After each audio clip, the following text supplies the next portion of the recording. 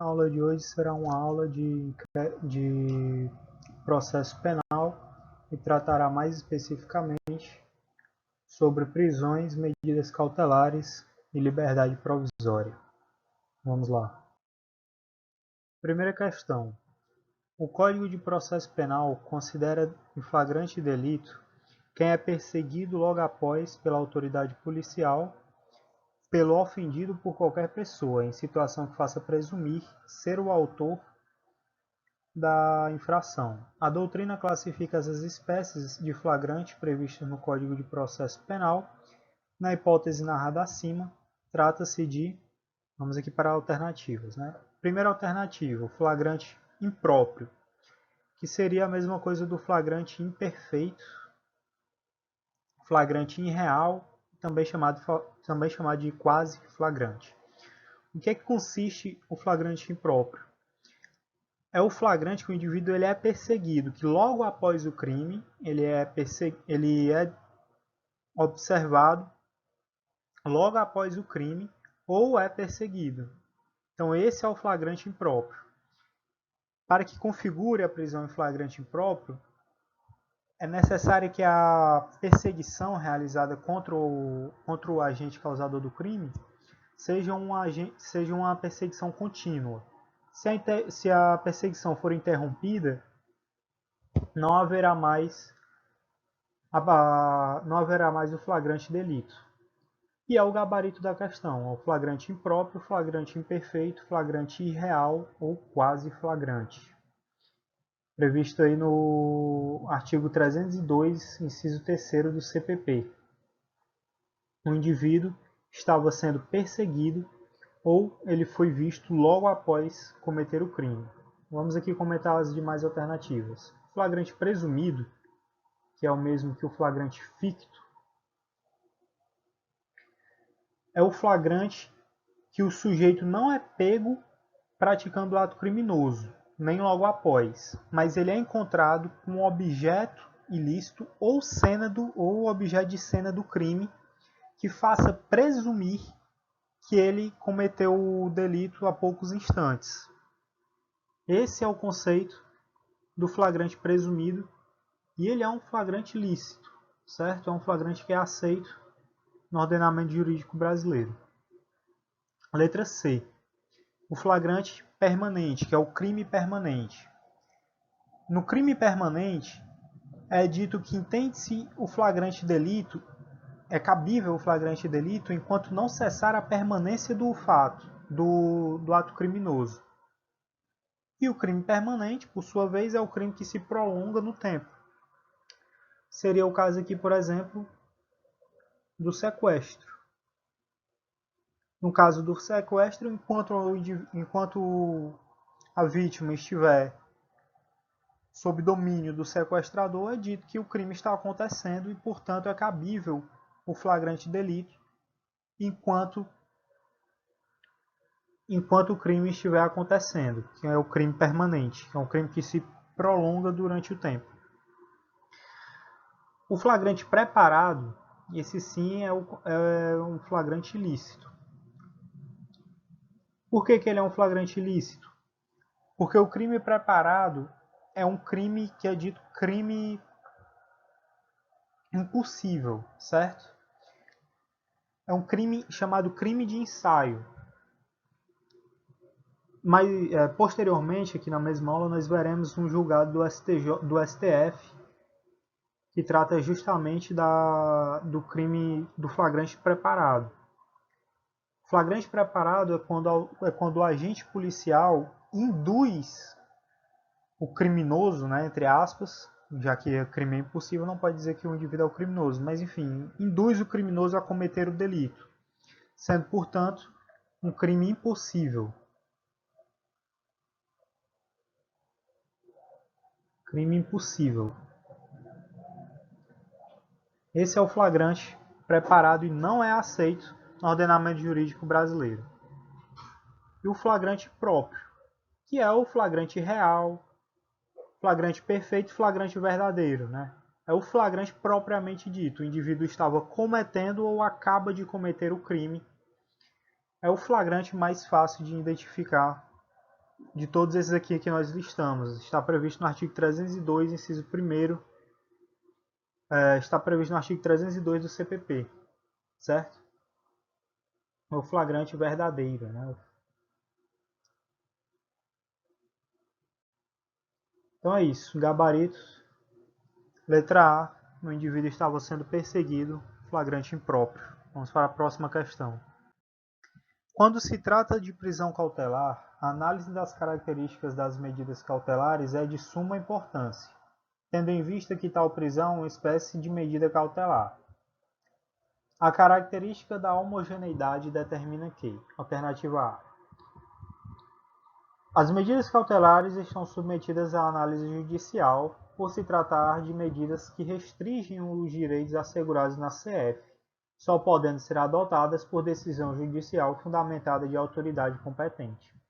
Não necessariamente de decisão judicial, até porque a fiança, por exemplo, é uma medida cautelar diversa da prisão e pode ser arbitrada pelo delegado de polícia nos casos estabelecidos em lei. Quais sejam, né? A lei estabelece que a fiança ela pode ser decretada pela autoridade policial, delegado de polícia, quando a pena máxima do crime cometido pelo agente não excede a 4 anos. Então a fiança pode ser decretada pelo delegado de polícia. E é uma medida cautelar diversa da prisão. Além do mais, essa alternativa A não versa sobre o princípio da homogeneidade da medida cautelar, que está mais ligada à proporcionalidade. Vamos continuar. Existe uma vinculação da medida cautelar com o resultado da medida principal, pois quando esta for dada, aquela perde a sua eficácia. Correto. A medida cautelar ela é vinculada à medida principal. Quando a medida principal sobrevier, a medida cautelar terá sua eficácia perdida. Então, alternativa B correta. No entanto, não trata do princípio da homogeneidade, que, como eu disse, está mais ligado à proporcionalidade. Letra C. A medida cautelar é provisória. Ela dura enquanto não for proferida a decisão principal e enquanto os requisitos autorizativos estiverem presentes. Trata-se aqui do princípio da provisoriedade, da medida cautelar. A medida cautelar, ela cessa quando a razão da manutenção dela ela cessa de acordo com a razão da manutenção dela. Então, cessada a razão da manutenção, a medida cautelar também será cessada, será revogada pela autoridade, né? No caso aí, já que não se trata da medida cautelar como uma fiança, por exemplo, da autoridade judicial, do magistrado. Letra D. A medida cautelar tem que ser proporcional ao eventual resultado no processo principal, isto é, não será admissível que a restrição à liberdade durante o curso do processo seja mais severa que a sanção que será aplicada caso o pedido seja julgado procedente. Correto. Segundo o princípio da homogeneidade, a prisão principal, a prisão cautelar, a medida cautelar, não pode ser mais gravosa que a prisão definitiva, que a medida definitiva após o final do processo. Então, alternativa D é a alternativa correta. E a alternativa E, a medida cautelar serve de instrumento de modo e meio para se atingir a medida principal, que trata-se do princípio da instrumentalidade. O princípio da instrumentalidade da medida cautelar. A medida cautelar é um instrumento idôneo a viabilizar o provimento final definitivo. Então, ela serve de instrumento de modo e meio para se atingir a medida principal. Vamos para a próxima questão. João foi preso em flagrante delito e não foi apresentado a nenhuma autoridade policial, mesmo após 72 horas do flagrante, sem envio do respectivo auto de prisão em flagrante, nem mesmo qualquer fundamentação justificativa para tal. Carlos foi preso em flagrante delito e apresentado ao juízo no tempo correto. Em audiência de custódia, mostra que possui trabalho e endereços fixos, não representa risco à sociedade, não vai fugir ou destruir provas e comparecerá sempre que necessário. Pedro está cumprindo pena e, não obstante ter atingido os requisitos legais previstos para o livramento condicional, teve o pedido do benefício negado pelo juiz competente. Ato contínuo, a defesa de Pedro interpôs o respectivo agravo em execução, mas o Tribunal de Justiça, apreciando o recurso, negou-lhe provimento e manteve a negativa do benefício do livramento condicional. Nessa hipótese, para João, Carlos e Pedro, respectivamente, caberá. Então, analisaremos aqui quais são os instrumentos corretos para sanar as ilegalidades previstas aqui nessa questão. João foi preso e sequer foi apresentado à autoridade policial. Então, o indivíduo não ser apresentado à autoridade judicial depois de 24 horas da sua prisão já constitui ato que torna a prisão ilegal. No entanto, o João foi tão mais gravoso que ele não foi sequer apresentado a nenhuma autoridade policial. Então, o João não foi apresentado nem ao delegado de polícia após 3 dias preso. Então, caberá aqui, no caso de João, o relaxamento da prisão. O relaxamento da prisão, porque a prisão ilegal, ela será relaxada. Esse é o remédio para a prisão ilegal, o relaxamento. Como depois de 24 horas, João sequer foi apresentado ao juiz da audiência de custódia, não foi apresentado nem ao delegado de polícia, né?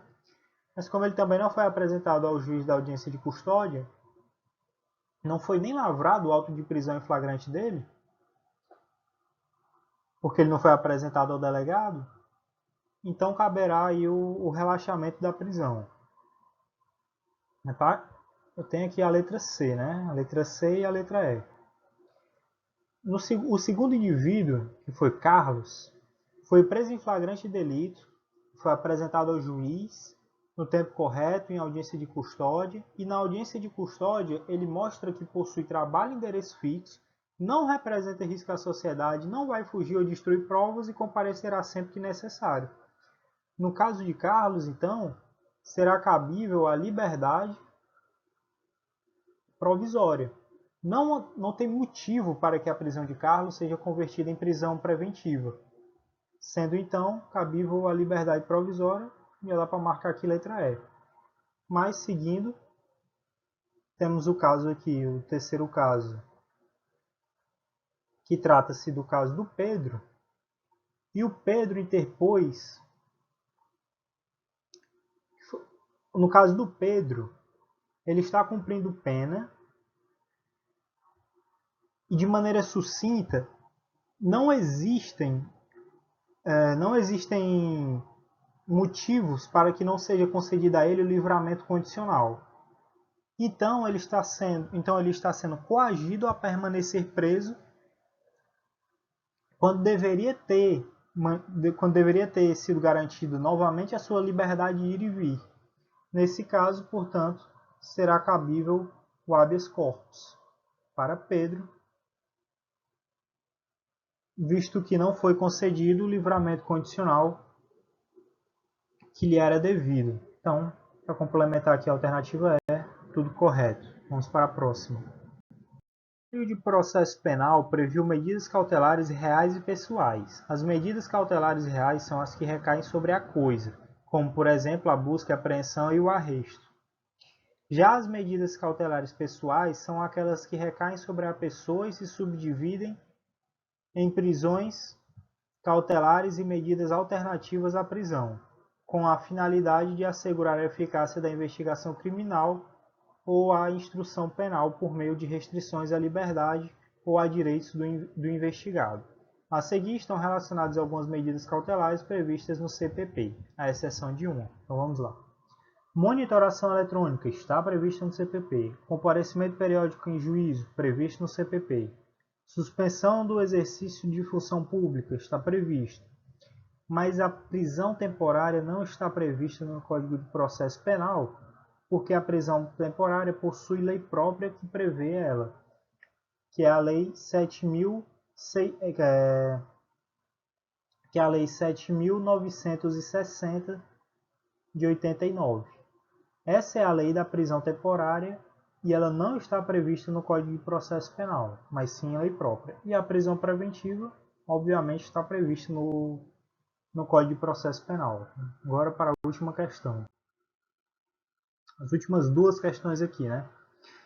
Nas infrações permanentes, entende-se o sujeito ativo do crime em flagrante delito nas primeiras 24 horas após o início da execução do crime.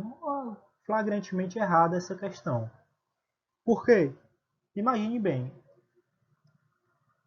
um indivíduo chamado Paulo está sendo sequestrado. A questão quer dizer o seguinte, a questão quer dizer que o sequestrador, Roberto, só está sequestrando Paulo durante as primeiras 24 horas, que seria o caso da prisão em flagrante. Que seria o caso do flagrante. Prisão em flagrante não, que seria o caso do flagrante permanente. No entanto, isso é um absurdo. Enquanto durar a infração permanente, é cabível a prisão em flagrante delito, porque é uma prisão em flagrante em crime permanente. Enquanto Paulo estiver sendo sequestrado, será cabível a prisão em flagrante para Roberto, seu sequestrador, e não apenas nas primeiras 24 horas. A prisão em flagrante, o crime permanente, se prolonga no tempo conforme ele não cessar. Se o sequestro não cessou, Roberto está em prisão, está cometendo crime permanente, sendo cabível a prisão em flagrante a qualquer tempo. Então, questão completamente errada. E aqui a última assertiva. Não há crime quando a preparação do flagrante pela polícia torna impossível a sua consumação. Correto, perfeitamente correto, e eu disse no início da aula que iria comentar mais sobre isso, e agora chegou o momento. Trata-se aqui do flagrante provocado, o flagrante preparado, é o delito putativo, certo? O delito putativo. Ele é uma obra do agente provocador. Ocorre quando, em regra, acontece com a polícia, né? Quando o agente provocador, no caso, supondo aí a polícia, mas também pode ser um terceiro, instiga ou induz alguém a cometer um crime. E trata-se então de um flagrante ilegal, cara.